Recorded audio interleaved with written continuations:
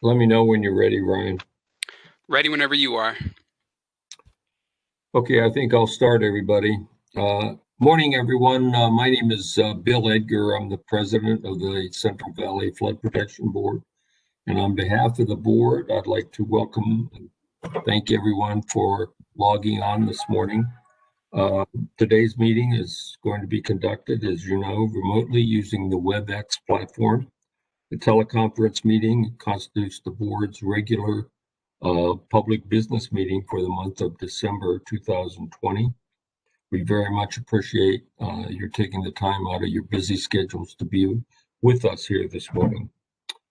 Since we are now fairly experienced in these virtual meeting protocols, we're not going to spend a lot of time going over them again. However, our staff will be happy to assist anyone who needs help.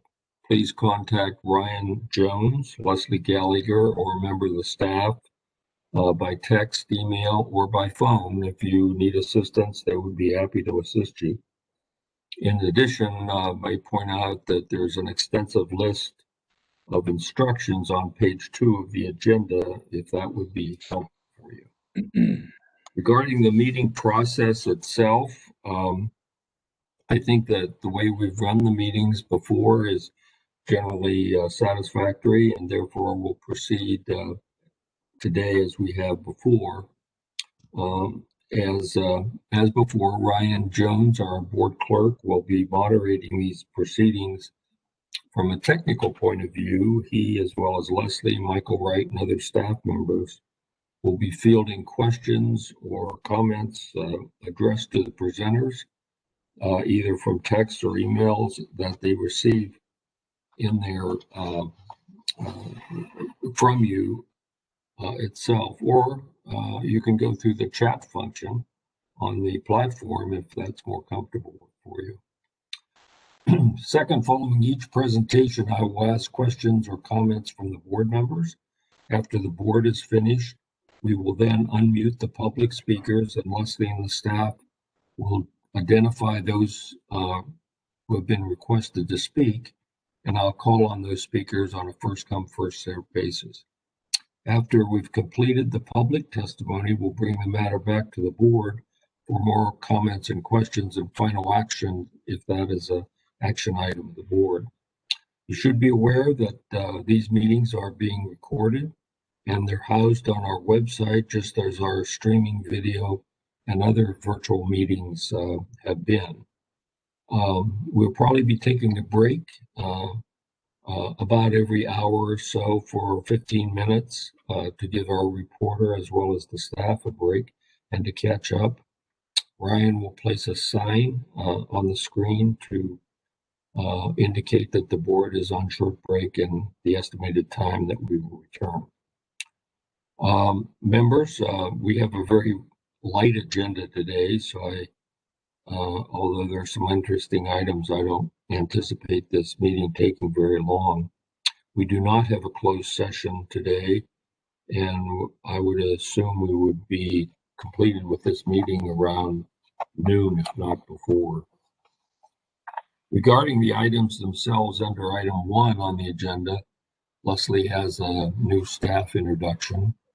Under item 3 on the agenda, Vice President Dolan will be presenting the minutes of the October 23rd board business meeting for your approval. That's an action item. And next we have our consent calendar, which is item number 5 on your agenda. It has 3 items this morning that we've been told are in order, and I've received all core letters. Therefore, unless someone on the board or in the public wants to remove one of the items on the consent calendar, items 5A, 5B, and 5C will constitute the consent calendar and will be voted on with a single motion in a second and disposed of with a single vote. Obviously, this approval of the consent calendar, items 5A through 5C, is an action item of the board. Next, Darren Suin is prepared to brief the board on some relevant items at both the state and national level under his legislative update. Next, under item 8, the U.S. Army Corps of Engineers report. Their report regarding the inspection results from Plumas Lakes levee system and the San Joaquin River East levee system is going to be postponed until our January 29th meeting because there's some logistical problems with the Corps and they aren't prepared to make the presentation this morning. So that item, that's number 8, will be continued. Under item 9, items from the Department of Water Resources will be presented. There are 2 items on the agenda.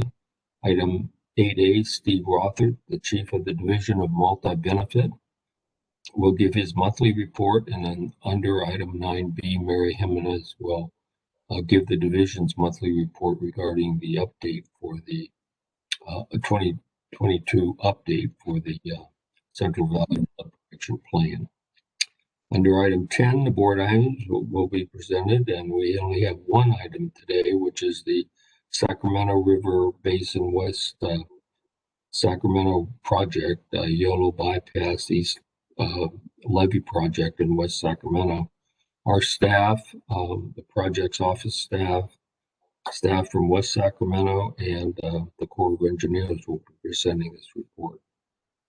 And finally, we have our usual executive officers reports, including the informational staff reports for the board's review. We also have the normal board's comments, committee updates, and calendar for everyone's review. I said before, just to reiterate that we don't have a closed session today. So this should be a fairly short meeting, but it'll be an interesting evening, so we can get started. And I guess we'll proceed with still on item 1, Leslie's introduction of a new employee. Leslie, please. Thank you, Mr. President. Good morning, everyone. And before we do get to the new employee, I just wanted to also mention and congratulate Pablo Garza. He is the new chief consultant for the Water, Parks, and Wildlife Committee in the Assembly. And as you know, the chair of that committee is ex officio on our board. So Pablo, I know you were having some difficulty with your video earlier, but if you're on and you'd like to say something, this would be the time. Hey, good morning, Leslie. Can you hear me? Yes. Thanks for that. And yeah, I'm still having trouble with my video, but I'm here on the phone and I'll be attending these meetings on a regular basis, and I look forward to learning more and working with you all. Thank you. Great, thank you and welcome. We'll look forward to seeing you soon, hopefully. Also on our staff, as you know, we have lots of support staff and they are absolutely necessary to keep all the programs and everything running. We do have a new office technician, which is one of our critical staff positions. His name is Chavez D'Augustine, and he just started with us a couple weeks ago on Friday, December 4th. He was able to log in and watch our workshop, and he's been spending the last 2 weeks getting to know the programs and everyone here. He will be doing some backup work for Elizabeth when she goes out early next year on her extended leave. Chavez is a professional barber and has years of experience managing a salon, which we thought would be some great transferable skills for the position here. He has good customer service, clerical, database entry, correspondence, and that's going to aid him in his role with us. So he's also a student at Asher College studying IT, information technology, with a focus on network security, which is also going to be helpful. And he hopes to use his degree with the state after graduating.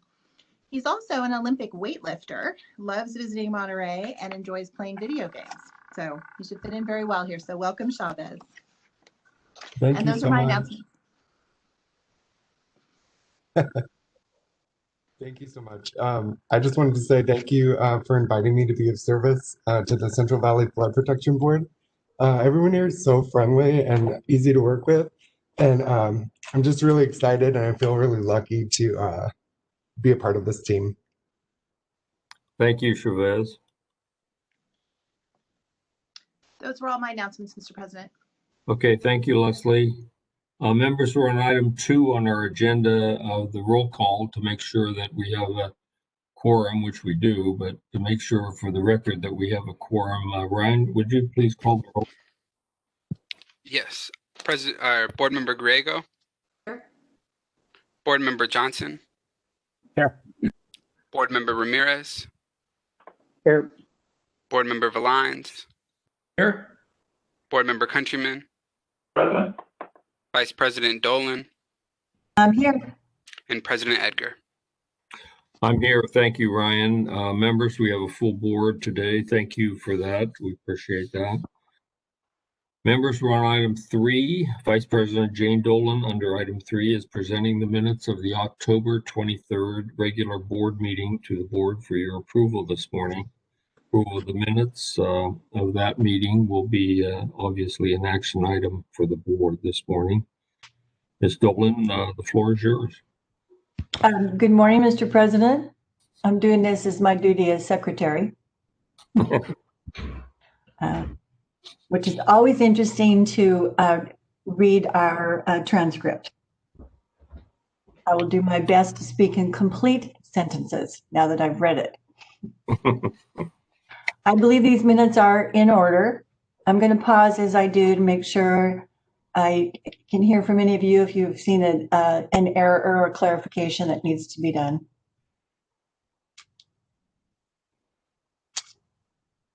I see a lot of shaking heads. In that case, I will move approval of the minutes of October 23rd, 2020. Okay, does anyone from the public have comments on the minutes of October 23rd? Do you see any comments for the public, Ryan or Leslie? Mr. President. I see no comments either. We got Okay. another hat. We all got to wear our hats, Mr. Valines. I got Yeah. tired. I got tired of him always having it, so I have mine too. Okay, may I please have a second to Ms. Dolan's motion to approve the minutes I'll of second. October? Okay, who With was my that? hat. Okay, was that Mike. was Mike. Okay. Okay, all in favor? Aye. Opposed? Aye. Okay, that's a unanimous vote of the members of the board. Thank you for that. Members, we're on item 4, review of the agenda. Leslie, are there any items that you want to review again or in addition to my introduction for the agenda? None other than to just apologize to the board members for that last minute change to the Army Corps items. We just found out about a half an hour before the meeting that some of the documents needed were not signed. So both items 8A and B are going to be held over to the January meeting. So any folks who are on the phone hoping to speak on that item, please make sure you come back and join us in January. That's when we anticipate it will be on. Thank you. Thanks, Leslie. Members, we're on item 5, the consent calendar. As I said earlier, the consent calendar is item 5 and has 3 items on it, the agenda for this morning. The staff has informed me that all the items are in order and we do have core letters for all the items. So unless someone from the public or someone from the board wants to remove the items 5A through 5C will constitute the consent calendar and will be voted on with a single motion and second and disposed of with a single vote. This is an action. Do members have any questions on items 5A through 5C?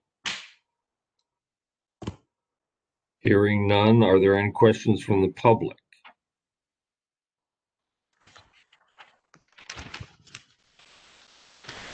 Okay, could I have a motion and a second on consent calendar, please?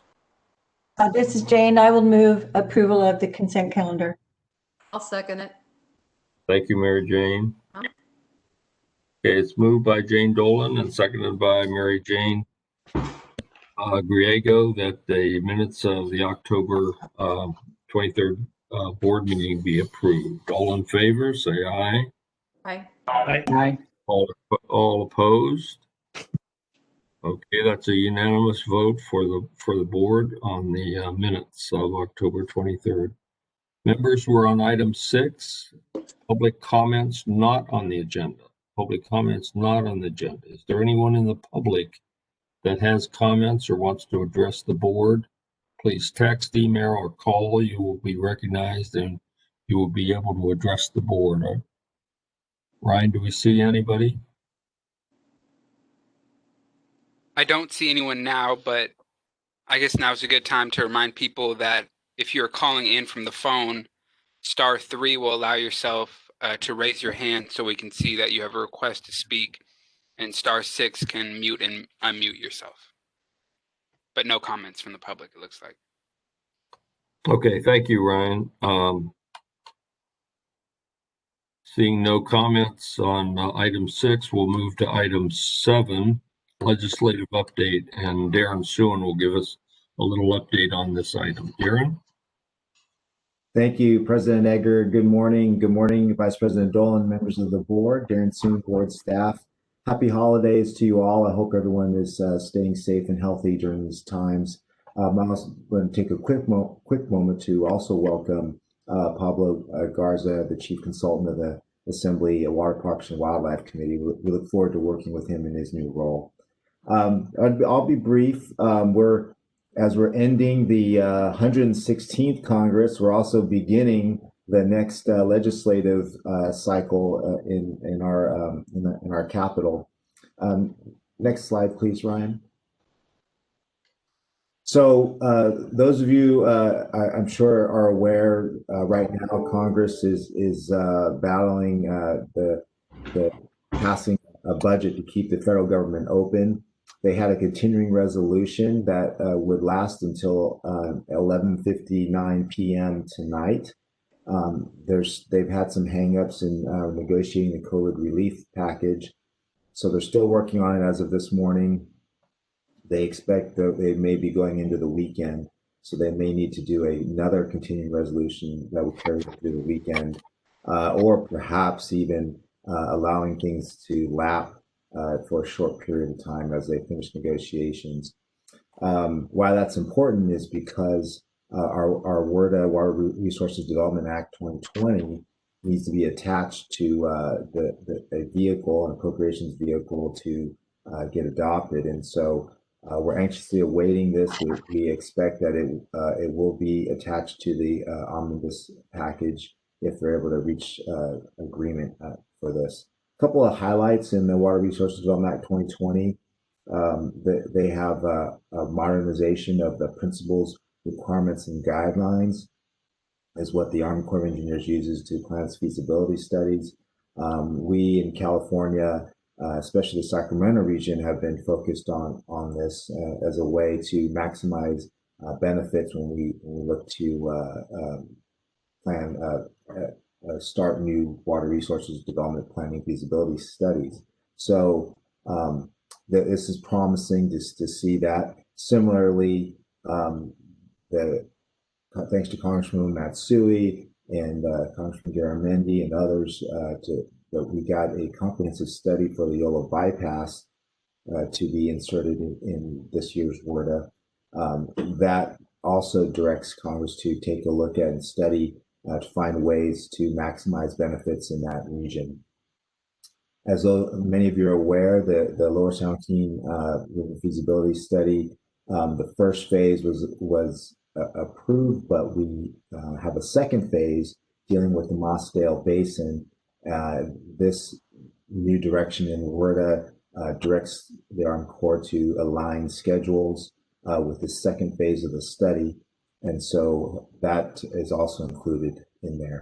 Currently, WRDA is passed in the House, but is being considered in the Senate, but that was expected. And again, we hope that it will be attached to the next appropriations bill for final adoption and hopefully signature by the president at the end of the session.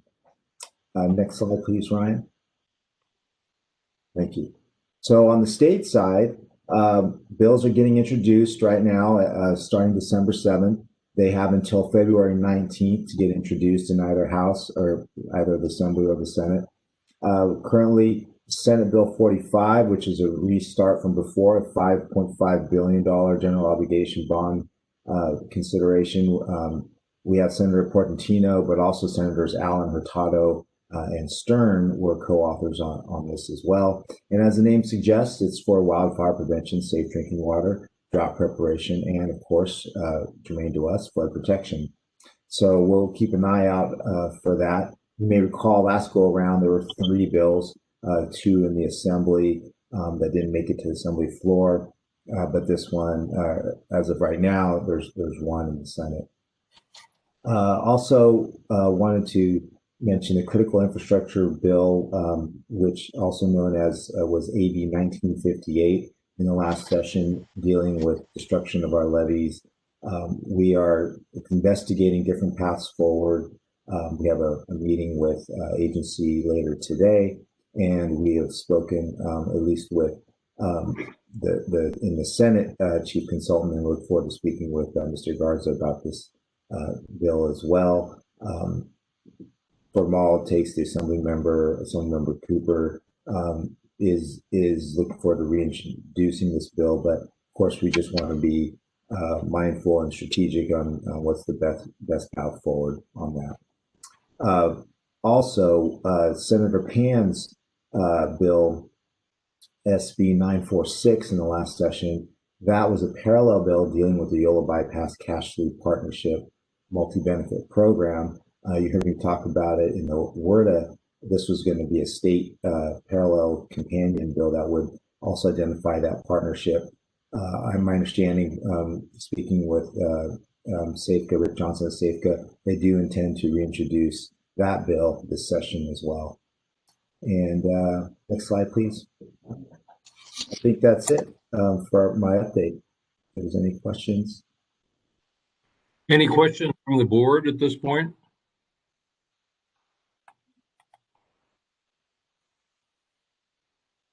Okay, well, and thank you.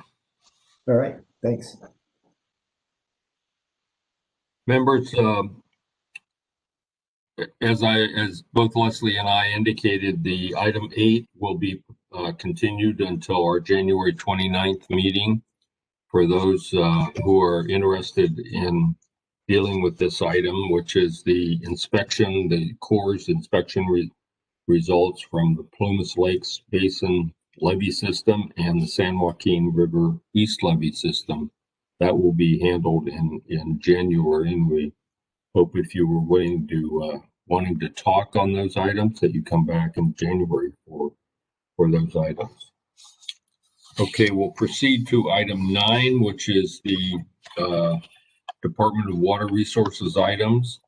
And under item 9A, Steve Rother, the Chief of the Division of Multi-Benefit within DWR, will give his monthly report. Stephen? Egbert and other members of the board. My name is Steve Rother. I'm the Chief Division of Multi-Benefit Initiatives, and thanks for the opportunity to provide this update this month. My presentation my update will address 6 things. The December 10th workshop with the Army Corps of Engineers, DWR's work in managing the risk of flood and burn areas, system-wide guidance, the San Joaquin Basin. Steve, it's Leslie. I'm sorry. Could I interrupt you for just a second? You're very disjointed in your speech. Maybe turn off your camera. I think you might be. Okay. Yeah. I will turn that off. Is that better? That does seem to be better. Yes, thank you. Thank you so much. Do you mind starting over? Okay. Of course. President Edgar and other members of the board for this opportunity to give this update this month. My update will cover 6 topics. The December 10 workshop with the Corps of Engineers, the DWR's work to mitigate and avoid the risks of floods in burned areas, the system-wide guidelines, the San Joaquin Basin flood planning discussion, Upper Elkhorn Basin and RD 1600 project, and the Little Egbert project.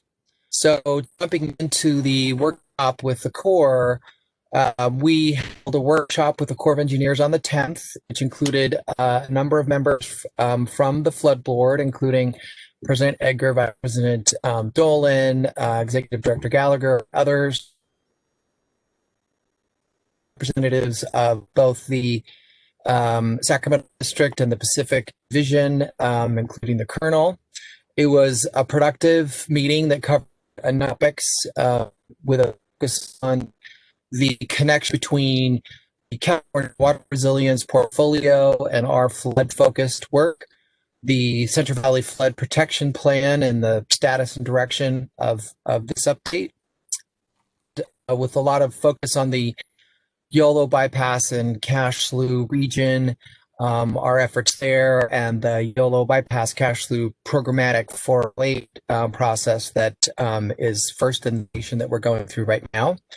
And I continue to hope that the word attorney language or bill passes, which would authorize additional actions that the Corps could take with partners in the YOLO bypass and support greater collaboration and potential funding down the road for our work there.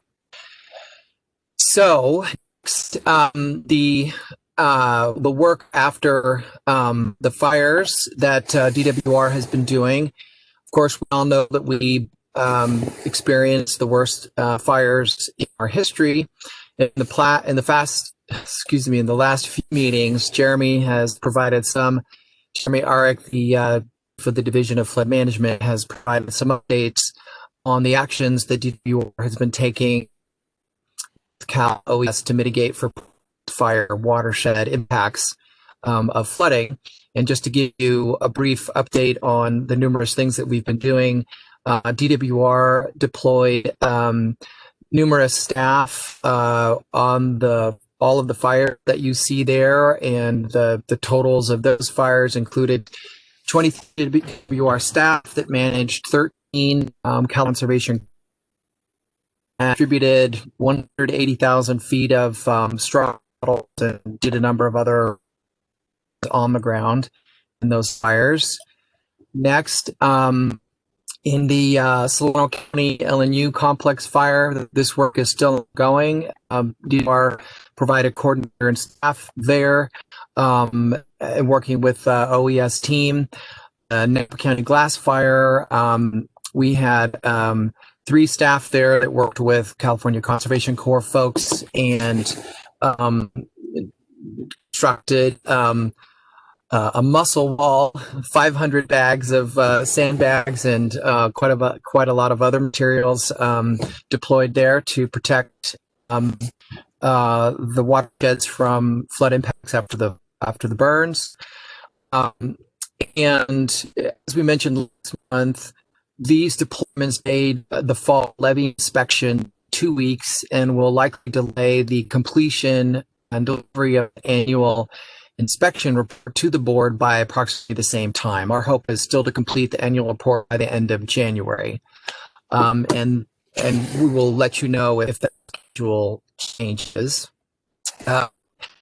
Also, DFM, the Flood Management, is working with research and academic partners to bring forward new technologies and methods to reduce uncertainty and improve real-time water operations.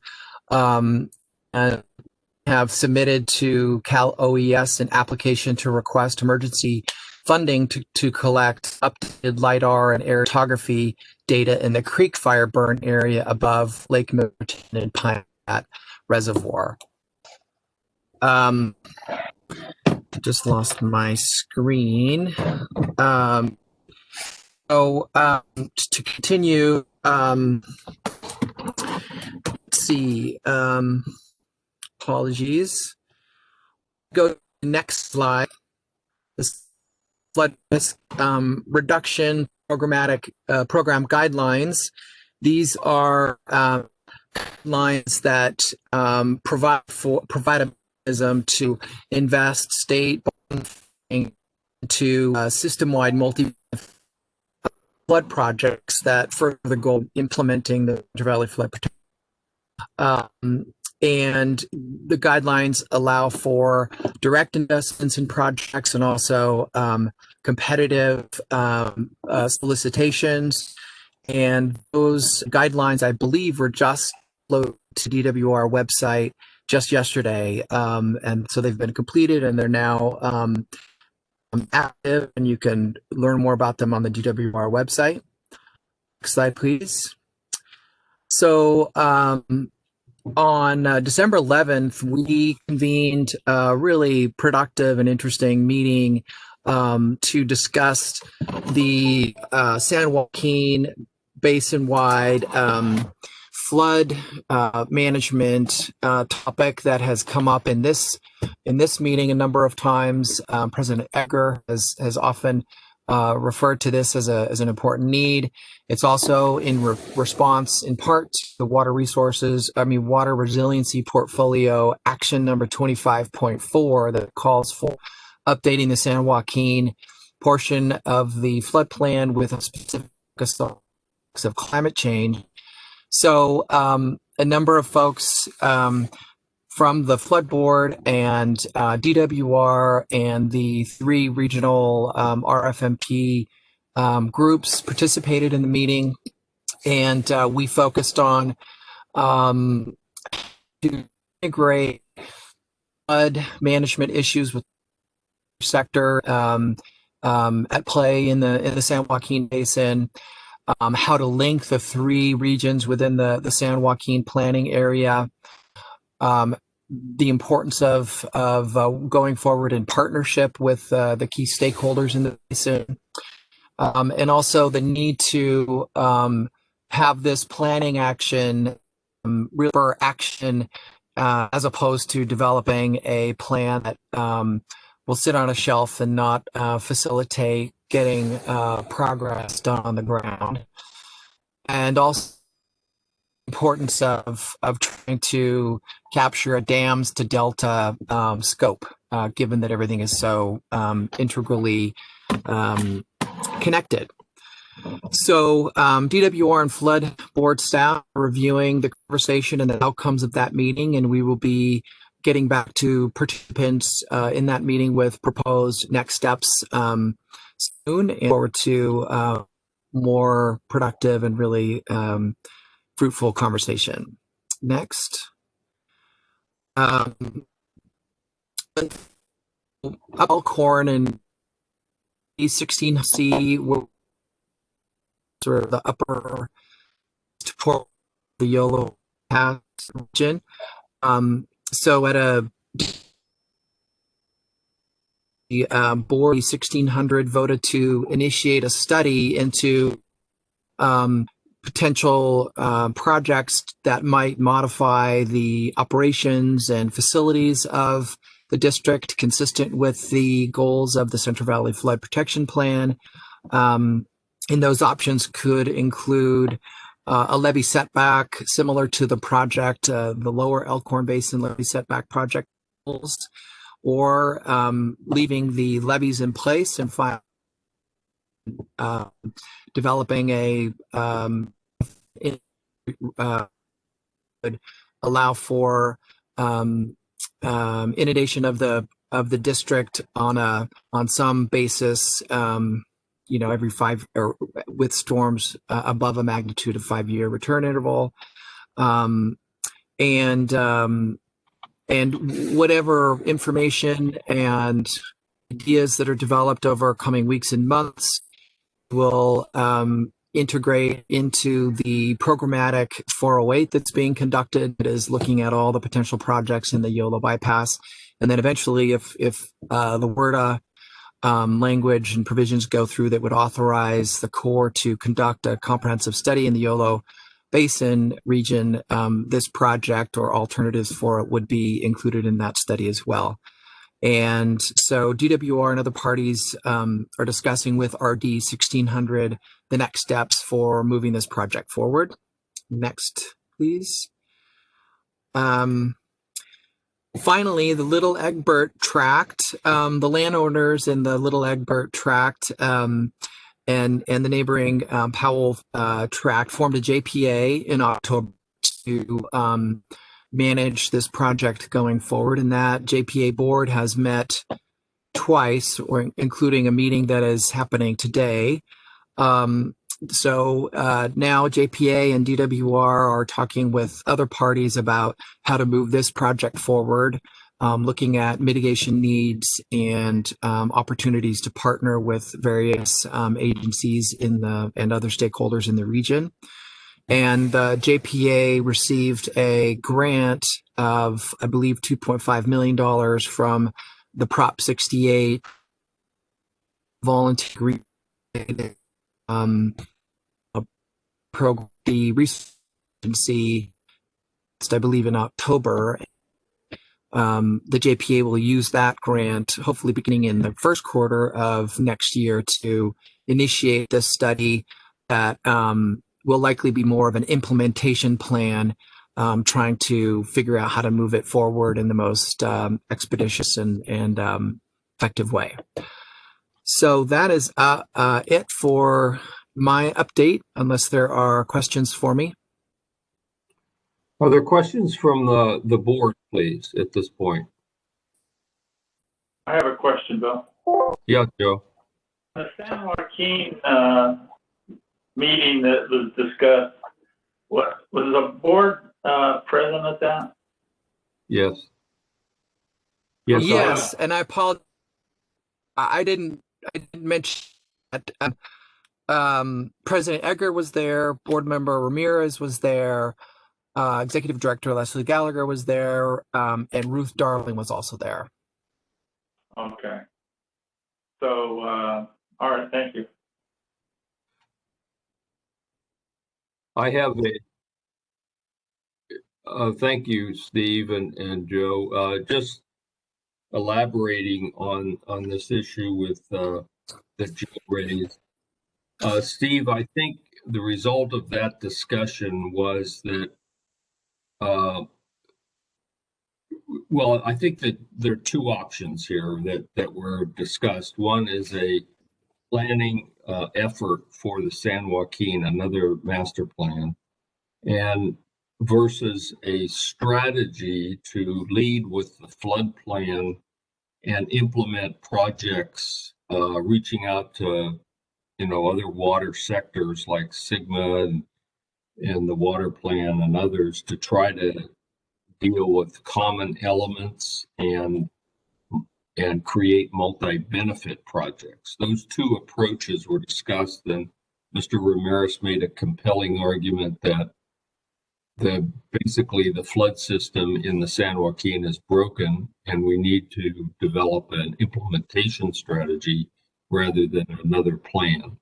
That is consistent.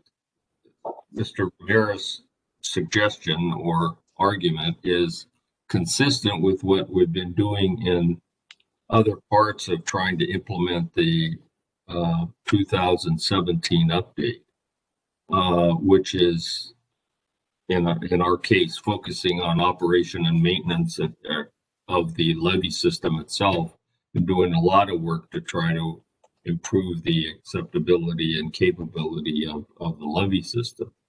Seems to me Mr. Ramirez's approach to fixing the problems that have arisen in the San Joaquin is also consistent with that approach of implementation, a focus on implementation rather than additional plans. And I think generally from what I've heard from the board in the past, that's the sense of the board. They want to start implementing these plans. And what's happening now is, at least from those meetings that I've been attending, are the stakeholders are doing it themselves. And just look at the Grasslands project and the Dos Rios project and a number of others that, the stakeholders have taken the initiative to get those done. So I think that approach is probably a preference of the board. And I think that's kind of what Joe is implying here. We ought not to be doing a lot of planning. We've said that twice, once in 2012 and once in 2017. We're now at about, we need to start implementing things, and they're being done regardless of us. We're seeming to be more impediments than we are facilitators, and we turn that around. Plus the fact it's you know, a very dangerous situation for some of the folks and the property owners and the farmers and everybody else down there.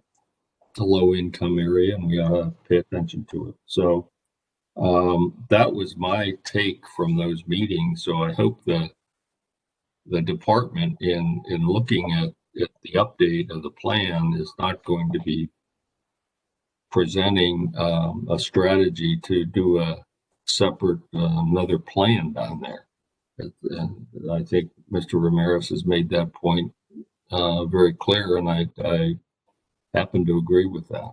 So anyway, just for what, Tim, I don't know whether you wanted to comment on that or not at this point, but.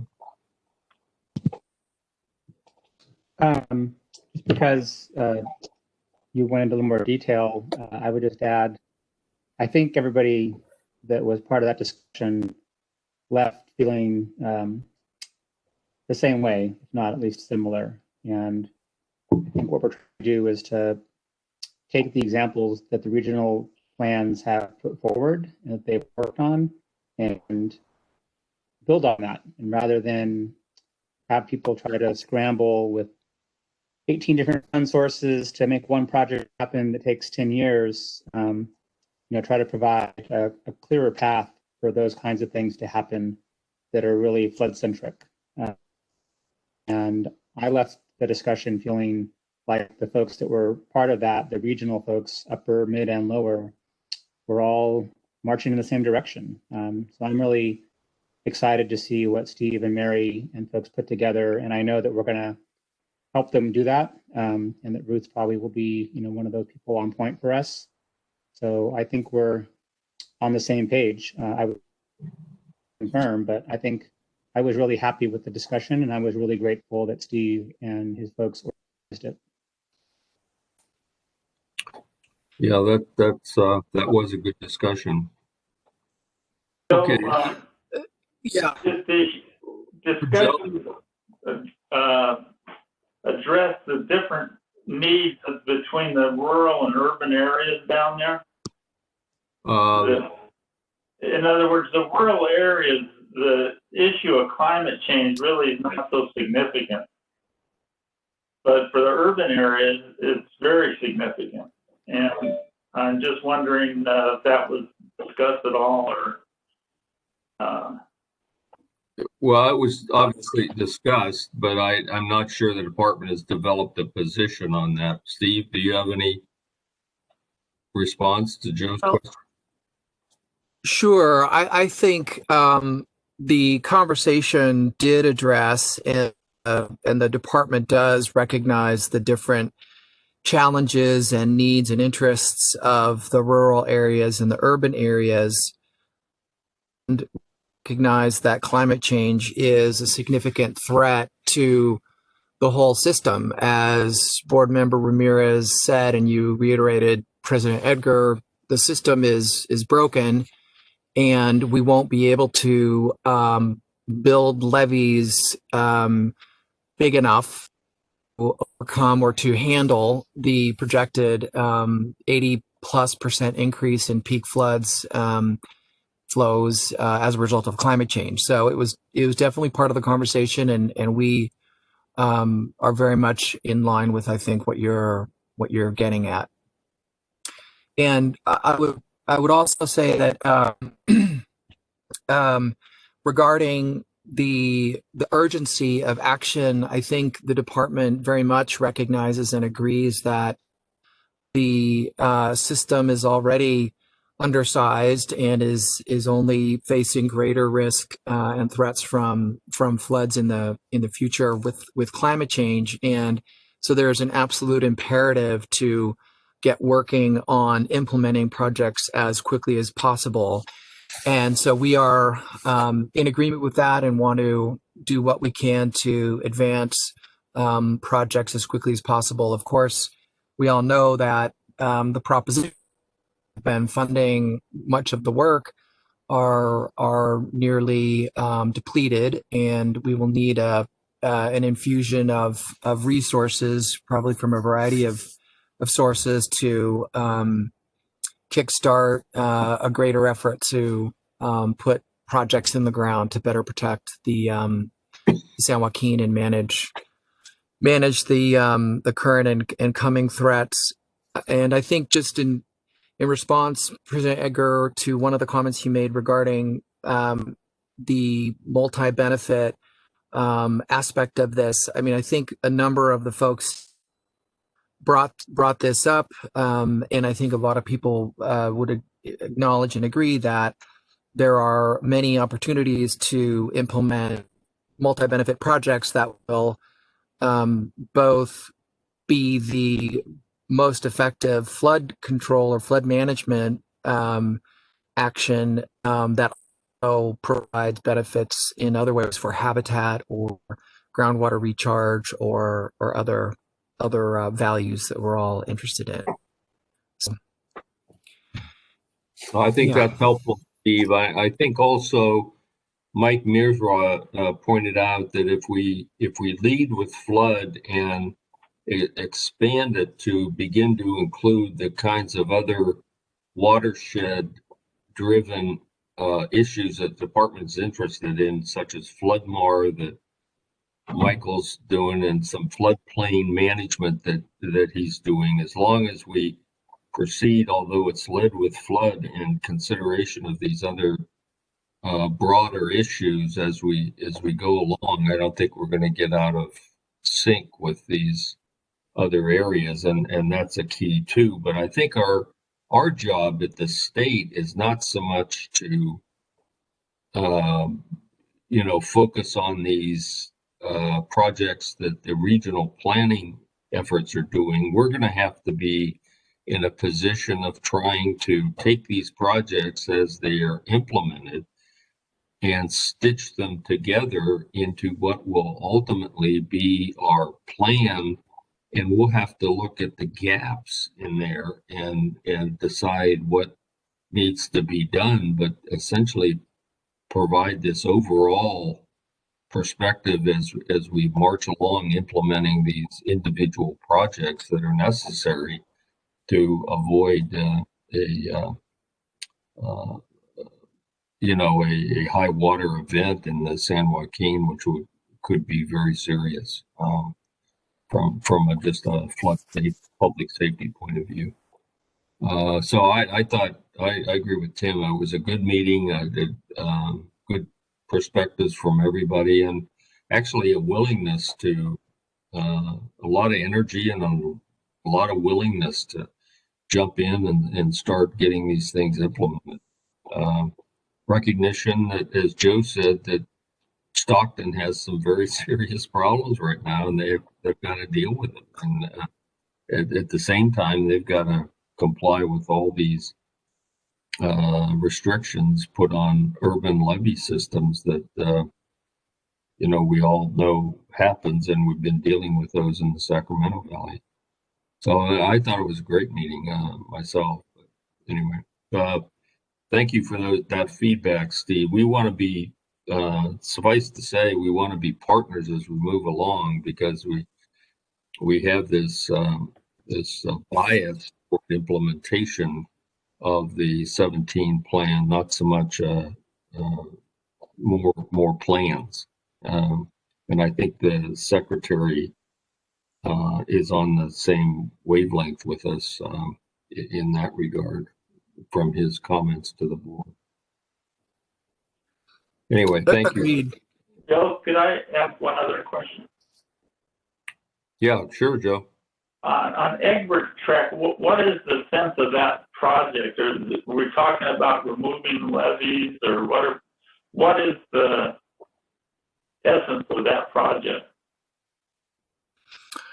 I would say there are two key flood-related aspects to it. One is to allow the currently restricted height levee on the west side of the central part of the Yolo bypass to actually to reach it and to grade it such that the regularly flooded area of that very lower end of the Yolo bypass would be expanded all the way out to the western edge of the Yolo bypass, and then the levee that is there would be substantially upgraded to handle the more frequent flooding events that it would see with the breaching and degradation of the restricted height levee.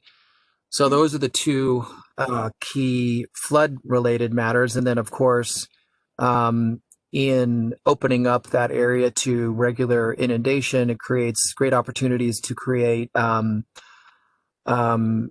shaded riparian aquatic habitat and tidally influenced habitat and deeper water habitat for any number of species of concern at the state and federal level. That sounds like a great project. I think that's the area that the Deepwater Ship Channel has restricted the capacity of the Yolo bypass, so it should be a real beneficial project. Right, exactly. And hopefully if WRDA goes through, the Corps will be authorized, if not funded yet, to conduct its comprehensive study in the Yolo bypass and take a closer look at the deep and how that might be modified to improve both flood conveyance and habitat. Great. Thanks. Yep, thank you. Any other questions from the board for Steve? Okay, thanks, Steve. I appreciate that feedback and that discussion. That was very helpful. Thank you. Ready to proceed under item 9B. Mary Jimenez will give this is a standing item on the board's agenda, and she will give this month's the division's report regarding the Central Valley Flood Protection Plan update for 2022. Mary? Good morning, everyone. I'll turn off my video in a second, but I wanted to greet you all. And hope my video and audio works okay. This is Mary Jimenez with the Department of Water Resources. Good morning, President Edgar, members of the board. Pleased to present the update this month on the 2022 Central Valley Flood Protection Plan update. Next slide, please. An overview of the presentation this morning. I will have brief coverage of the topics from last month and the focus on implementation progress of the CVFPB in the Yolo bypass. And a little bit more time describing some ongoing efforts of where we are. A brief description of the Merced River Flood Managed Aquifer Recharge, or FloodMAR, reconnaissance study. Tisdale-Sutter multi-benefit, Tisdale-Sutter bypass multi-benefit planning efforts. Our update of the conservation strategy and ongoing updates of the 6 regional flood management planning efforts. And then as usual at the end, I'll have a quick nod to where we're going with future topics coming to the board through various venues and discussions on the topics listed on the slide. Next slide, please. Next slide, thank you. So last month, the DWR CVFPB team, board staff, and others were pleased to be participants in your public workshop on November 6th, focused on implementation progress in the Yolo bypass with our partnership. More than 125 participants, not percent, participated. It was a robust discussion focused on the Yolo bypass cash loop partnership and included its important relationship to implementation of the flood plan. Next slide, please. Robust discussion ensued, highlighting things such as the value of collaboration in our planning efforts and moving that productive collaboration through implementation. Discussion of relevant implementation accomplishments and barriers. A variety of landscape scale actions underway to develop multi-benefit projects and address key policy issues. And a discussion of our ongoing efforts on the first in the nation programmatic 408 permit for multi-benefit flood improvements in the Yolo bypass. Next slide, please. The next slide. So where we're at, Merced, thank you. The Merced River Flood-Mar Reconnaissance Study. Thank you very much. Slide is good. The study purpose and goals. The Merced River Flood-Mar study is a proof of concept study, and it really is to investigate flood-mar concepts on a watershed scale. Our folks in our DWR Division of Planning are collaborating with local partners in the Merced River watershed to analyze all areas of water resources within that watershed. As an example, looking at surface and groundwater, flood and water supply, ecosystem, and related elements. They are incorporating a decision scaling climate change analysis in this study, and it is really meant to be a template for future studies and projects. So we can learn from this experience, see what worked, see where the challenges are, and how we can do studies like this, or even more efficiently than this first one, proof of concept, moving forward to collaborate with our partners in watershed scale modeling and assessment of climate change. Next slide, please. So the metrics framework selects key model results generated using the integrated toolset to evaluate basin-wide performance in the four categories mentioned: flood risk, water supply for both surface and groundwater conditions, and ecosystem management. Metrics are used to assess public and private benefits resulting from the flood-mar scenarios modeled in the study, otherwise known as adaptation and mitigation potential for climate change. Next slide, please. So before I move on, I'll pause if there's any questions or comments on the Merced study.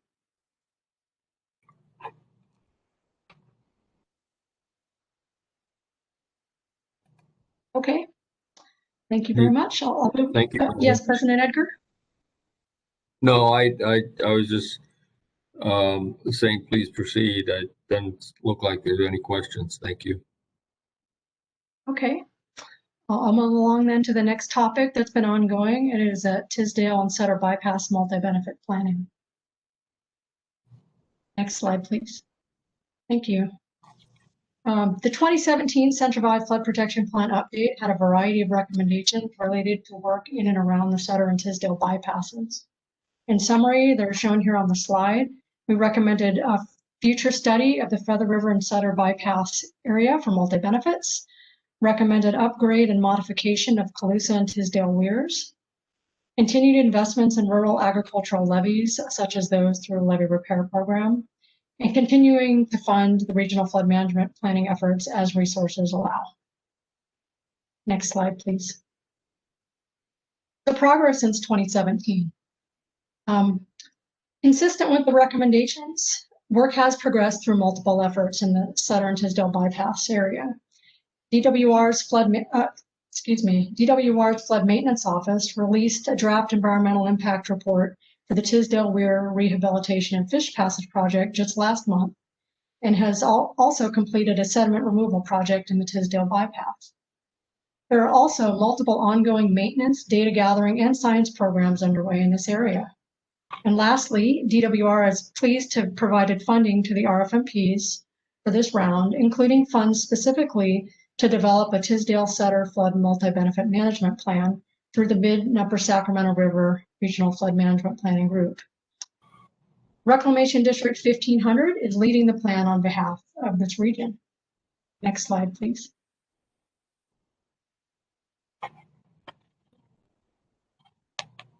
So an overview of the management plan. Early development of this management plan is now underway through leadership of the region and the Reclamation District.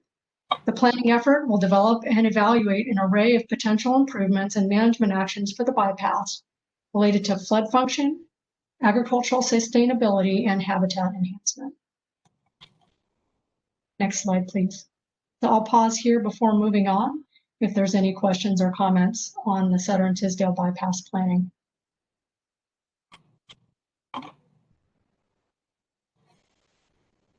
Don't see any, Mary. we'll move along then to the conservation strategy update. Next slide, please. Thank you. During previous briefings to the board, I mentioned that the advisory committee has been on an aggressive schedule to produce draft recommendations by late November to begin informing drafting of the conservation strategy and CVFPB updates as we move into 2021. Thanks to the leadership of board members Dolan and Johnson, the committee has developed initial draft recommendations that participants are continuing to develop this month and moving into next year. Next slide, please. Subgroups focused on multi-benefit project implementation, permitting issues, and performance tracking have developed initial draft recommendations in those categories. An ad hoc subgroup has been formed to address cross-cutting themes arising from those drafts. Respecting that the committee is continuing to address cross-cutting themes and refine the recommendations, I wanted to share a few of the early recommendations that are already arising for the board's awareness. Next slide, please. So you'll see a summary here on the slide. The permitting subgroup has some early draft recommendations regarding early coordination amongst project proponents and regulatory agencies, standardizing permitting and mitigation measure requirements for multi-benefit projects. The performance tracking subgroup is discussing tracking current projected extent of available suitable habitat in different categories, such as inundated floodplains, shaded riverine aquatic, and more. And also assembling thresholds for suitable habitat quantity, quality, and developing consistent metrics for tracking habitat. Next slide, please. The multi-benefit project implementation subgroup is discussing development of a regional flood management planning guidance template for project development and addressing legislative and funding needs for long-term operations and maintenance. Cross-cutting themes listed were identified as topics that should be addressed by the advisory committee as a whole. Additional themes that reflect ongoing discussions are continuing to be developed. So 3 of those cross-cutting themes that are being discussed now are listed on the slide. You'll see environmental justice, funding, and mitigation versus uplift, and the nuances involved in that discussion. Next slide, please. Oh, before I move on, I'd like to pause here for comments, questions from the board or other folks. Thank you. Question. Yeah. The environmental justice items, what do those consist of? That's a great question. I would imagine, environmental justice has to do with, disadvantaged communities. How does that interplay with implementation of multi-benefit projects? Topics like that. But more specifically on the recommendations, I would need to follow up. This is Jane. Let me add to that. It's a discussion to assure that the consequences, whether it's adequate funding, plan implementation, or involvement, always address communities that may not have the capacity, existing capacity to be involved, to understand, and to help plan. So sometimes it's the urban areas that can do things and can fund things and can protect their urban areas, as they should. No one wants that to stop. But sometimes it's the rural areas and the lower income areas and the ones that lack resources that just get left out. And so it's just kind of to say, as you're doing these things, think of that as well. We're all aware in our liaison activities of regional planning that there's just small communities that have flood protection needs, but for a variety of reasons, and it's usually related to funding and staffing capacity, they just kind of don't happen, but they should. So it's just sort of that name to do there. And it's part of the water portfolio. It's legislation and statute now. So I think it's to raise awareness and to not neglect communities that just don't have the capacity to do what needs to be done. That's a worthy thing. We've always had to struggle with at least the core projects of having incremental justification. Has kind of blocking for some of the benefits that you just described. Is there some thought that perhaps we can use a system-wide benefit to justify some of the rural areas that may not be incrementally justified? Yes. It's an issue, funding's an issue, coordinating's an issue. Yes, so putting that forward, that we pay attention to it and not say, oh my gosh, that's a problem, we didn't get there yet, I think is the goal. Exactly what needs to be done besides funding, adequate funding, probably not, but if we begin to put it on the table, we can make progress.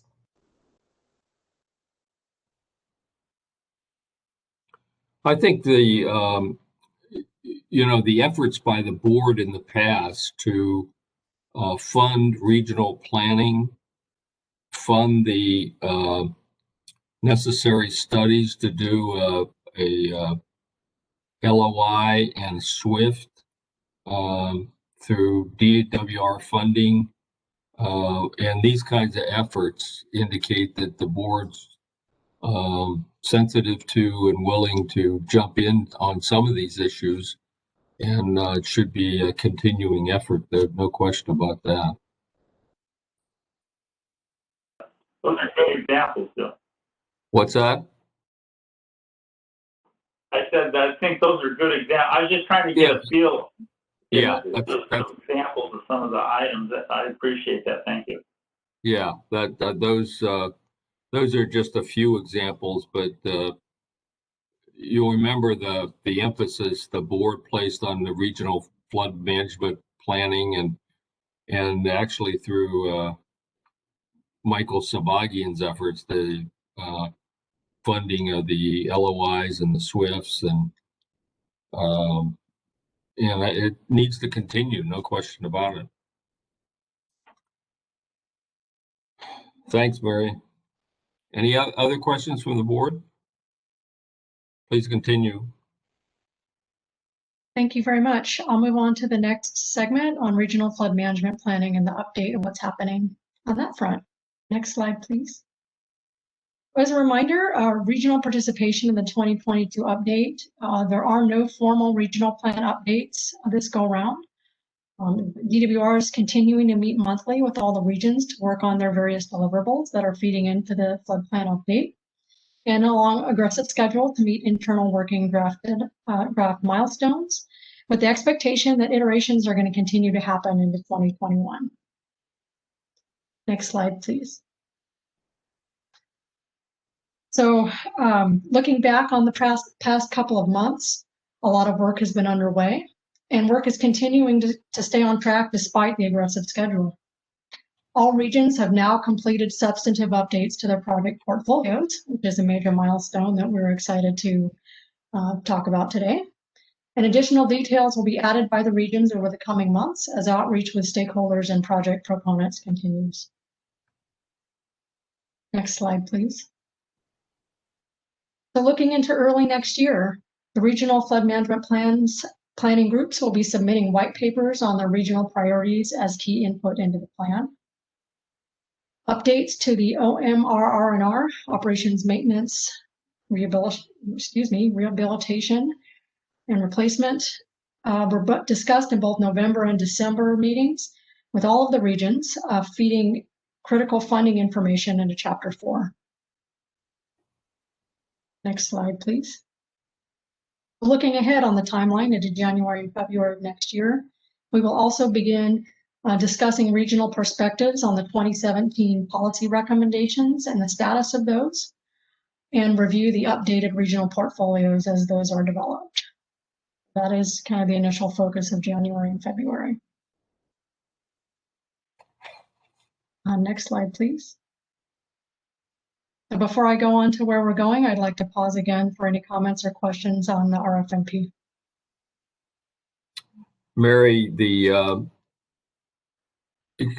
could you give me a report on where we are with we have asked the local representatives to give us an update on the numbers that are closed in Chris Williams' engineering technical memorandum on the cost of the maintenance and so on. Are you getting satisfactory response on that? Yes, we are. We've Okay. already started getting some really helpful response on that. Okay. As long as we're meeting the deadline, I think that's a critical document going forward. Are essentially using that as the key guideline, indicating to people, at least from a general standpoint, what the real costs of maintaining this system are. We've obviously neglected that in the past, and we don't want to be doing that going forward. So we're going to have to, gradually begin to spend more money, both at the state level and the local level for operation and maintenance. No question about it. But we have to have our arms around these numbers, or we're not going to be able to convince anybody that these numbers are real. I agree, President Edgar. It's very important to make sure that those numbers remain relevant as we update the plan. Right. Thank you. Any other questions from the board?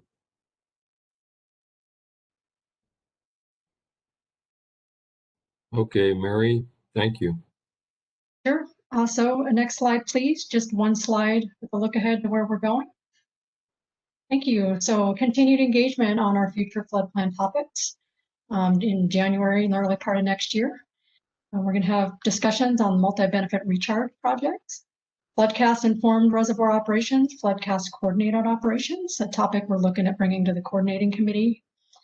We'll have future updates again on the RFMPs as those proceed, and the conservation strategy update and the work of the advisory committee as well. So thank you very much for having me this morning.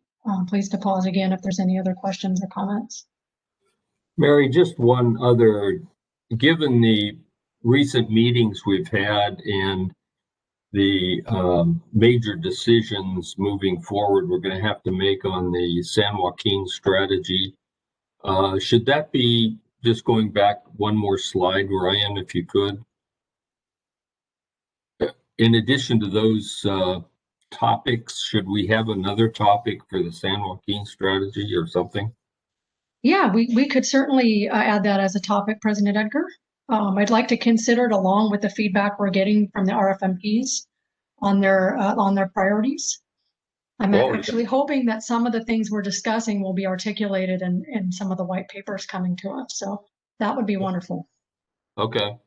Well, let's do that, because I think that's a major concern. We don't want to be, for two times now, in 2012 and 2017, we've said from the state's perspective that we're going to study this, but as Tim pointed out, we can't say that again. We've got to start doing some things and actually providing a pathway for these folks to be able to implement what they're proposing. So I think that ought to be a special topic that we keep track of. Okay. I have Joe? Question. This goes way back to your start of your presentation. The 408 programmatic, you mentioned it's the first in the nation. What is a 408 programmatic? We're figuring that out. We are forging the new path. Yeah.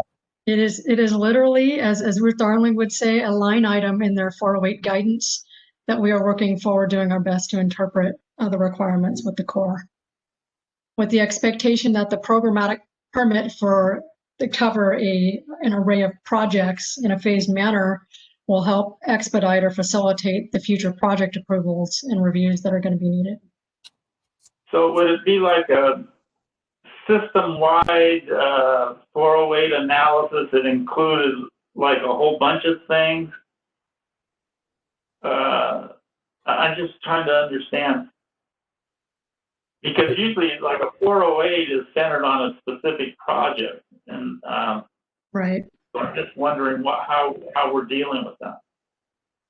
Joe, I think we talked a little bit about this with the Corps at the Corps meeting, and I think the way they're looking at this, and Mary, please correct me, or Ruth or somebody, or maybe Andrea, but I kind of look at this as what we do in the EIR area. That is, we have a programmatic EIR, which kind of looks at the overall area and puts guardrails around specific projects that are going to be looked at in more detail.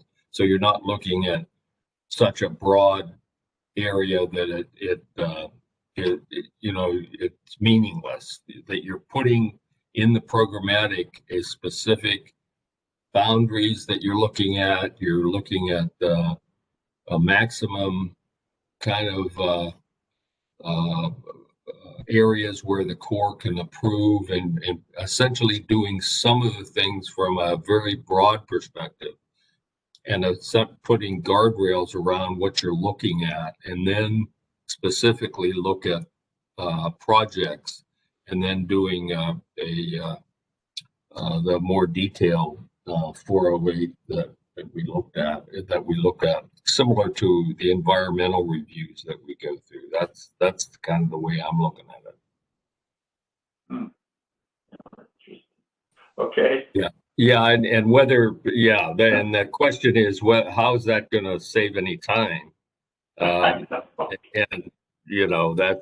a question that will be answered when we start doing this, I guess. But that's the question in my mind, anyway. President Egger? Yes. That was one of my thoughts about it. Is it a time saver and is it a money saver? And I guess after you do the analysis, you'll figure that out. Is that how? Yeah, that's the idea.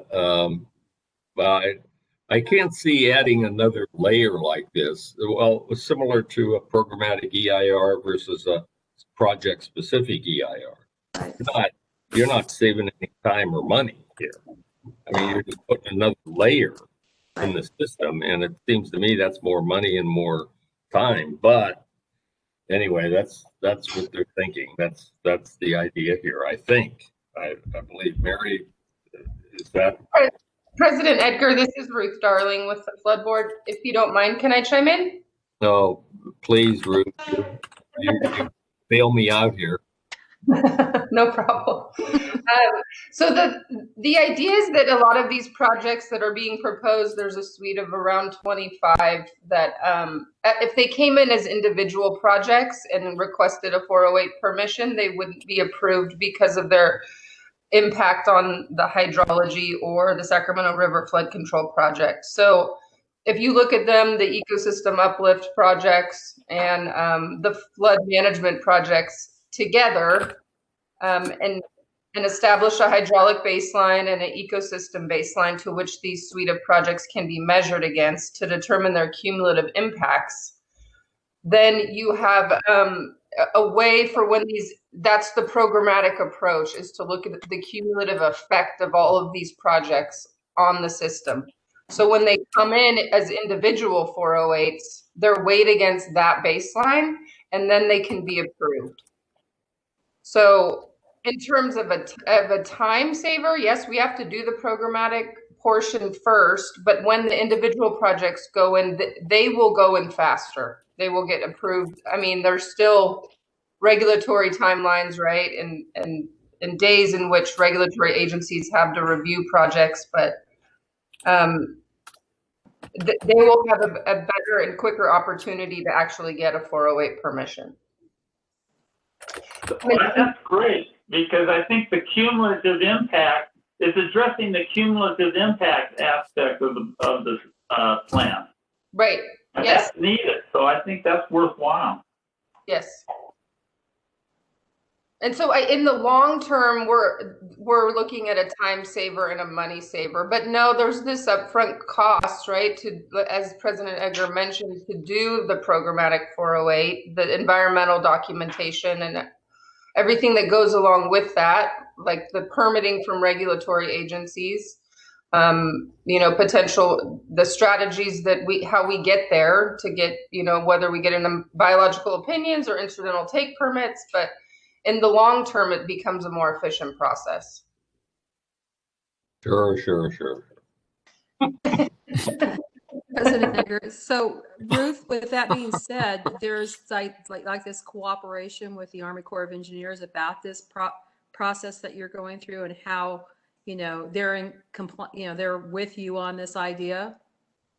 Yes, they're our partner. So we really can't do it without them. All of our 408 meetings, our environmental strategy meetings, permitting meetings, ecosystem and hydraulic baseline meetings involve Army Corps staff. Okay.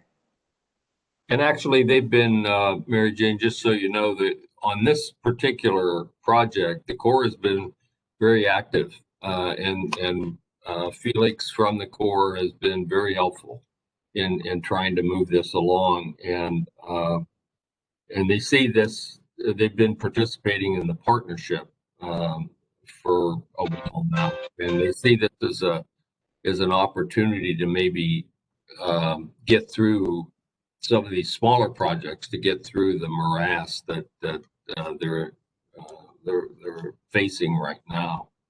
I got to tell you, I'm from Missouri on this one. I mean, you got to show me how this works, and Ruth's right. I mean, it to a certain extent, these projects simply wouldn't be approved at all without this approach. So this is kind of a new approach, as she said. Mary said, this is the first in the nation, and we're plowing new ground here. So it'll be a work in progress. But this is an issue that the board really needs to pay attention to. This is part of the new way of getting these projects approved along the way we want them.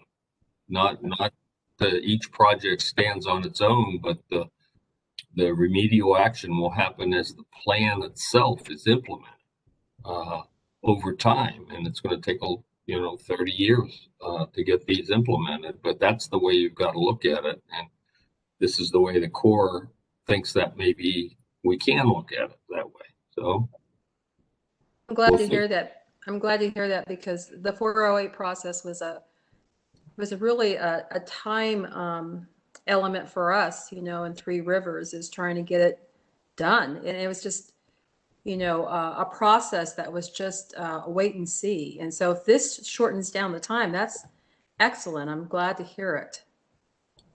Well, yeah. Mr. President, Vice President Dolan had a comment. Yeah, Jane. Thank you. I saw that Ryan Larson had his hand up too. So I think on this programmatic 408, I think the effort is to remove the black hole of the 408. So it's we know the processes now are disjointed, hard to understand, and slow. So if we could create common understanding from the very beginning of multi-projects, and it's a big effort, and at least knowing what's going on will be an improvement. But I wanted to make a note, and I was very pleased to see that acting is not in front of the title for Mary Jimenez, so congratulations. That's pretty cool in my opinion. Second, on the RFMP process with the update to this plan, I participate in two. And this acceleration of getting input from the RFMP is of course necessary because 2021 is upon us. But the concerns from the stakeholders, as we have really promoted, this bottom-up planning is much more important than here we are, this is what we're going to do, information to locals. And they've said that it's been difficult for them to understand, and also difficult for how quickly they are to respond. The call went out as an example in the northern part of the system for agriculture stakeholders to give their input right smack during harvest. And then the deadline was before that was over. So just some allowance to have stakeholders absorb and address and provide that input, and not just meet some deadline that the consultant contract requires. That will make it, I think that's important to do, but I think it's also necessary to do so that the plan addresses concerns and we don't have consternation at plan hearings. input. Thank you, Jane. Anything else from the board? Mr. President, Jane just scooped us actually, but I think Steve Rothert had another comment that he was going to make, and I certainly want to also congratulate Mary. It's been a long time coming. You've been a good friend to the board, Mary, and we're happy to see your success. Thank you very much. I Yes, appreciate thanks. it.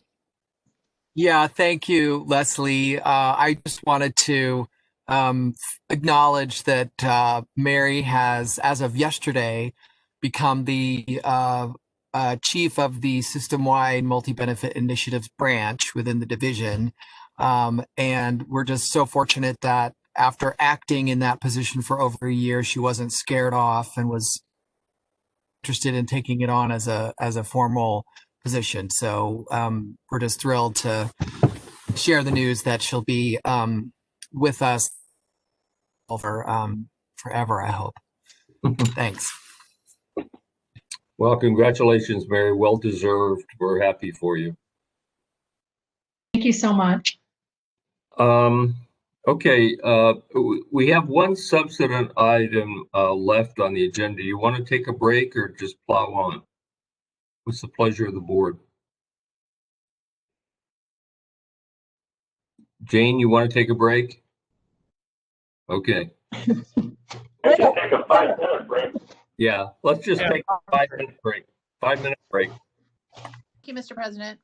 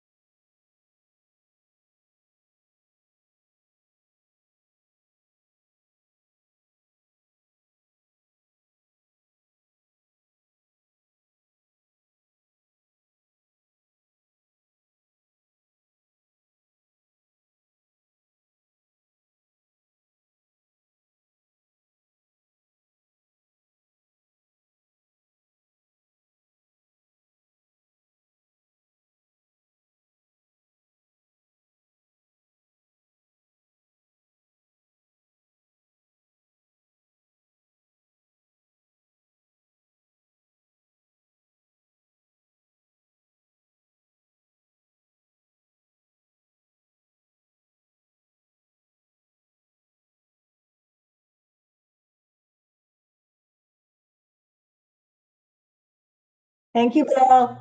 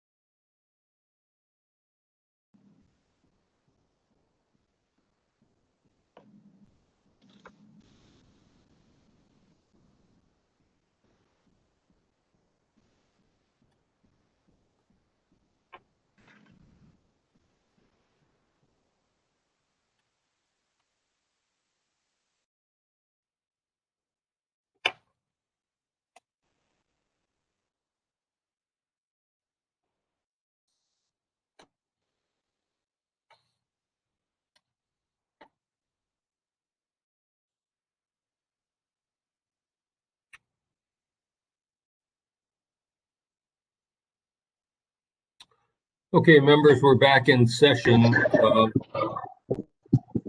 We're on item 10, board items. We only have one item, which is under this subject. Item 10A is the Sacramento River Basin West Sacramento project, Yolo Bypass East Levee project in West Sacramento. Mr. Porbaugh, for the staff, will make the initial presentation, and then Mr. Cave from DWR will follow him, Mr. Faber, Greg Faber from West Sacramento, and then Byron Lake from the Corps of Engineers. Ali, you want to start off, please?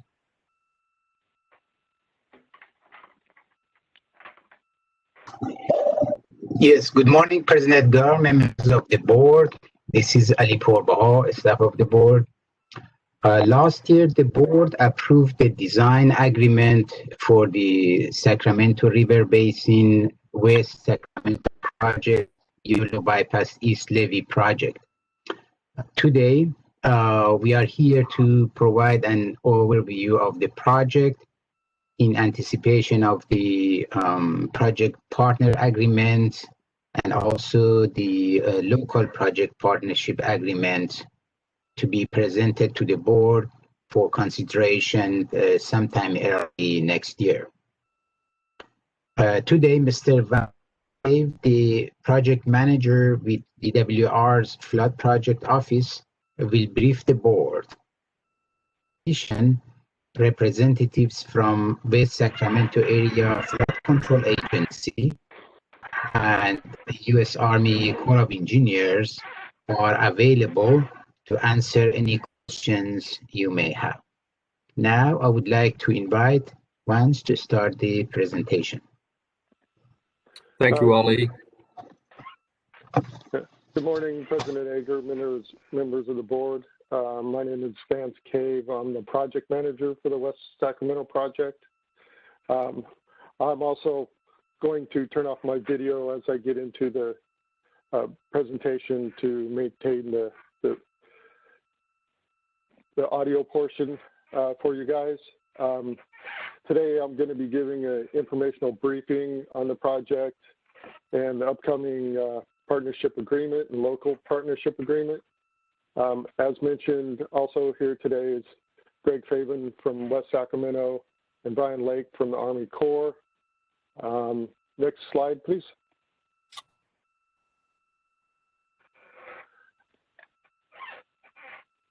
Okay.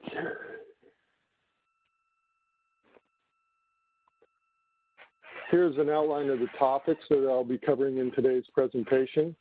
I'll be talking about the project partners, the alignment of the CVFPB goals with this project, the project history, the project locations and features, the project partnership agreement, local project partnership agreement, the path forward on the project, and then I'll finish with questions from the board or the public.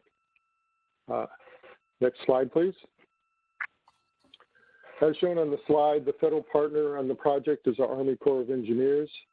This is an Army Corps project, and they will be responsible for design and construction of this project. The non-federal project partners are the West Sacramento Area Flood Control Agency, the board, and the Department of Resources. Next slide, please.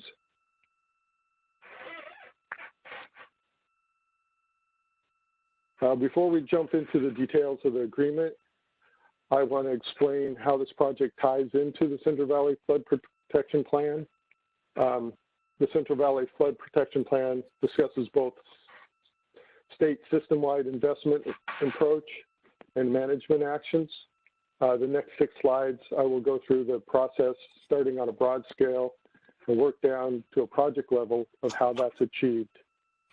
Next slide, please.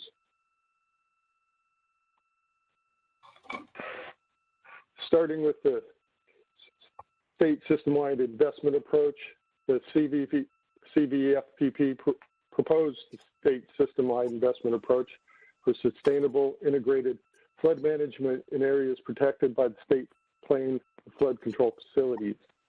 The SSIA reflects the state's strategy for modernizing the SPFC facilities by improving levee integrity and expanding flood system capacity through multi-benefit projects that meet the CVFPB goals. The SSIA uses 5 major programs to meet the CVFPB goals, and the West Safeca project falls under the flood risk reduction capital investment program of those benefits.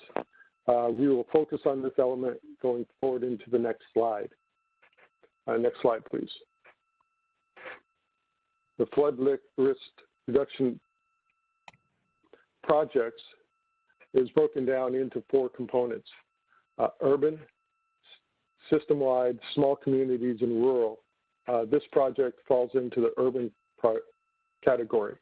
The urban category is a priority within the plan, with the goal of meeting a 200-year level of protection in these areas and to address the highest risk first. This strategy helps maximize federal contributions. Next slide. Here we have an overview of the CVFPB SSIA investment plan. Projected that between 17 and 21 billion is needed to meet the entire risk reduction portfolio. Of that amount, urban flood risk reduction is a significant component. The Army Corps projects represent approximately $8.3 billion worth of improvements in urban areas, with the Army Corps funding approximately $5 billion of that amount. Next slide, please. In this slide, we're showing that the West Sacramento project is consistent with the Central Valley Flood Protection Plan in regard to the plan's objectives and management actions. In 2008, the State Senate passed Senate Bill 5, the Central Valley Flood Protection Act. This bill mandated that the Central Valley Flood Protection Plan be developed and that a 200-year level of protection be in place for all urban areas by 2025. The CVFPB was completed in 2012, updated in 2017, and as Mary was talking about, it will be updated again in 2022. The main takeaways from the plan in 2017 was to reduce urban flood risk and maximize federal participation in the plan. From that, the state, working with local agencies, prepared a basin-wide feasibility studies and regional studies to evaluate various regional management actions. Those studies provided recommended plans based on identified local priorities and confirmed the elements of the Army Corps studies were not in conflict with state and local priorities. The Army Corps prepared a feasibility study focused on a specific urban area, identified elements in West Sacramento to determine the level of federal financial interest. And in this case, that led to the West Sacramento General Reevaluation Report. With the recommendations of that report, it is now anticipated that the West Sacramento project will receive Army Corps work plan appropriations for a new start in construction in 2021. Next slide, please.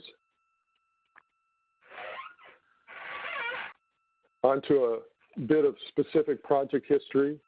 DWR, the board, and West Safeco have been working with the Army Corps for more than a decade on this project. If you look to the columns to the right of the slide, it shows how the board was involved in informational briefings, informational reports, board actions, media events, and board coordination.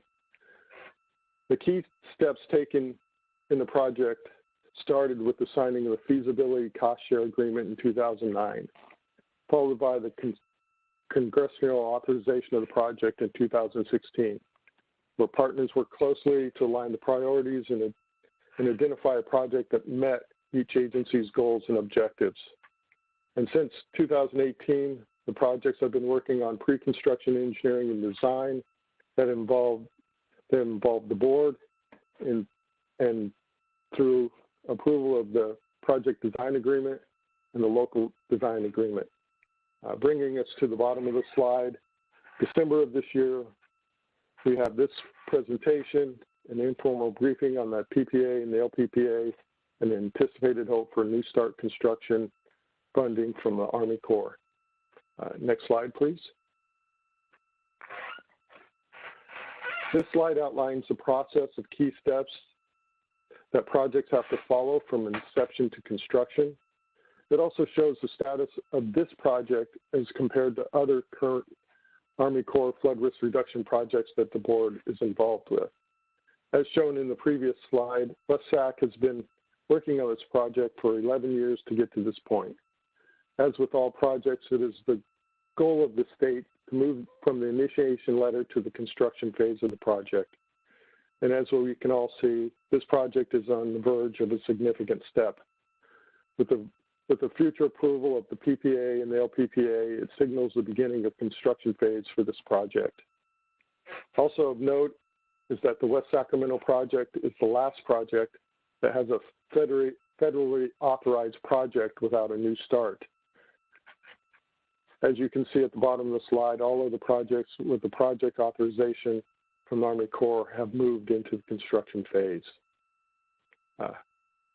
Next slide, please. Although I'm sure you're all familiar with West Sacramento, here's a slide showing the West Sacramento improvement area that will receive the flood risk reduction from the upcoming project partnership agreement. Next slide, please. This slide shows the entire amount of work within the West Sac General Evaluation Report.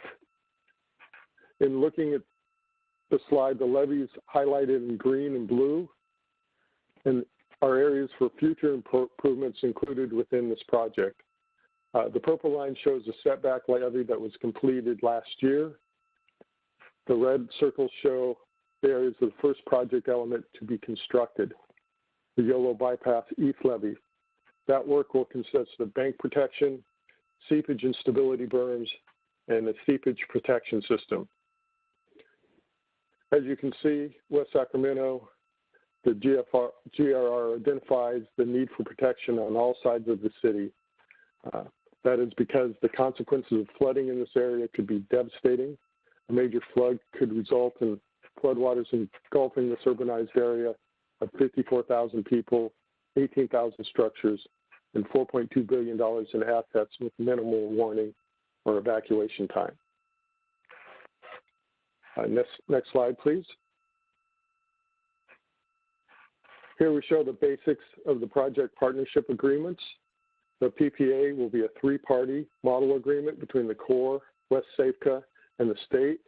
The cost share of 65% federal, 35% non-federal. The agreement will use standard language and address timely project payments, O&M assurances, and acquisition of land, easements, rights-of-way, relocation, and disposal sites. And lastly, the local LPPA will also be a model agreement and follow the standard non-federal partners cost share of 30%, 70% from the state, 30% from the local partner. Next slide, please. This slide shows the projected total cost and cost share amounts anticipated to be in the partnership agreement and the local partnership agreement. The blue area shows the federal 65% cost share, and the gray area shows the 35% non-federal cost share. We then break down the 35% non-federal cost share in the gray area. This portion is broken down further between the non-federal partners, with 70% of that cost responsibility going to the state and 30% going to the local partner. This breakdown results in the 24.5% as shown and the 10.5% shown of the total cost. Next slide. Lastly, we're showing the project path forward. We are at the first milestone, the informational brief.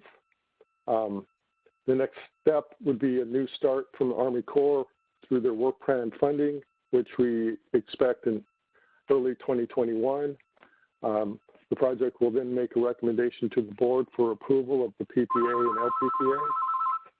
This is with the intent of advertising the first project element for construction in May of this year, to allow for construction to begin this season. But we are wrestling with the approval of the budget this year, just like every other project. So we've got our fingers crossed. And with that, I will get to the end of my project and ask for questions.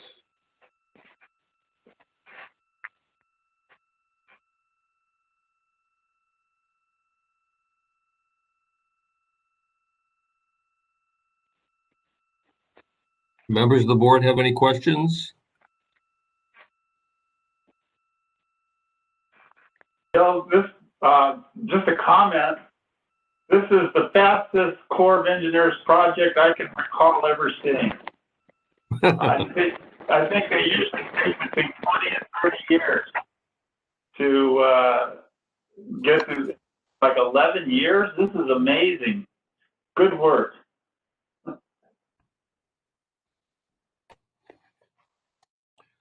Okay, anybody else? Okay, thank you, Ellie and Vance and Greg and Byron. Appreciate it. Apparently no questions from the board at this point. Thank you very much. We want to thank you for your time today. Thank you. Members, we're on item 11, which are Leslie's executive officers reports, and you have these reports before you. The update on the board administration, the activities of the operations branch, the plan implementation and compliance branch, and the environmental and land management branch. Are there, Leslie, do you have any additional comments you'd like to make regarding these reports? No, sir, not at this time. Okay. Member, are there any questions on these written reports? Again, thank you, staff, for doing that. That's very helpful, and to the board members to just keep track of what's going on the daily basis. Appreciate it. Item 12 is we're on board item comments and committee updates. Comments from the board members. Yes, President Egbert, there's been a lot of discussion around the San Joaquin area, and being one of the newer board members, is there ever an opportunity for us to go out and just view some of the projects that are going on out there and some of the challenges that are out there as well? Is there that? I know we've taken, you know, in the last few months, we've taken tours of the yellow bypass and such, but is there an opportunity in the future where we can learn, some of us newer ones can learn a little bit more about the San Joaquin issues? Yes, there certainly is. We I've had at least 2 tours of the board out there, and to see the bypass and as well as the San Joaquin River and the problems that are occurring along those tributaries. we've been out there and have seen that system. But I think Leslie has thinking about how we do this. Obviously, as we get into the San Joaquin in more detail, we'll need to do that. Leslie, do you have any response to when we're going to be able to get out on some of these tours again? I wish I knew. I wish I knew when we could all get together, period. We are trying, it is my hope, as I said during the workshop, to have 2 tours next year, one of the San Joaquin and one up in the north area. And we are hopeful that we'll be able to see at least the Grasslands project as that's getting underway. That was a big project you just approved last month. There's a couple of other issues and things going on in Reggie's area, the lower San Joaquin, that we'd like to get you out to see. Much of that is timing and the logistics around a COVID tour, as I hope you can appreciate what we had to go through just to get you folks to the Weir last year. We're trying to plan that for a little bit later in the year. Hopefully we can do it a little bit more like we used to, people together in vans, but it's a little bit up in the air still. So please know it's on our list. And certainly if you want a private tour or one-on-one, or you want some more briefing, you or board member Johnson, we're certainly happy to do that too. I recognize you don't have the history that the rest of the board members do. So that's an option as well. Just let us know. We can try to set that up for you. Thank you. That may be a good suggestion, Leslie. If maybe you can get a hold of Brian and Mary Jane offline and see if you can arrange a time for them to at least be familiar with the system itself. That would be helpful, especially as we begin to talk more detail about what our strategy is going to be down there. Thank you. Okay. Any other comments or committee updates from the board? Bill, I'll just mention I have sit in this week on 3 regional meetings. The lower San Joaquin, South Delta, the lower Sacramento, North Delta, and the mid San Joaquin. And I think Mary's team gives a lot of credit for the spirit of cooperation that is evident in these meetings. The work that the locals are doing to, for instance, to provide the cost for the O&M and the interchange of discussion about those items, I think is very helpful, other than just getting the data itself, but the communication that's going on between the state and the locals, I think is really good. And it should lead to a good 2022 update. That's good, Joe. I think that spirit that you talked about emanated from the 2017 way we completed that plan. I think it's continuing, and that was so important that we continue the regional planning. So I'm glad for that report. Anything else?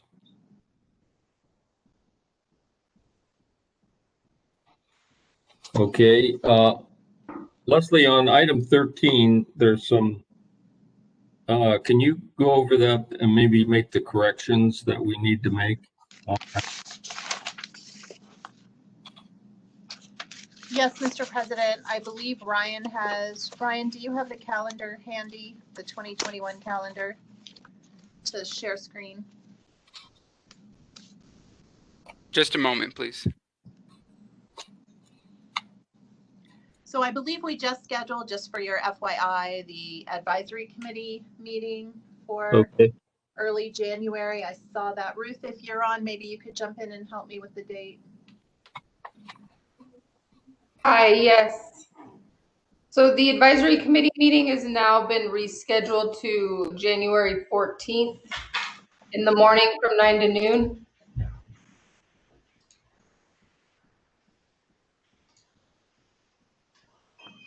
And in addition, we do have, oh, I see Ryan has that up there. We have the executive committee.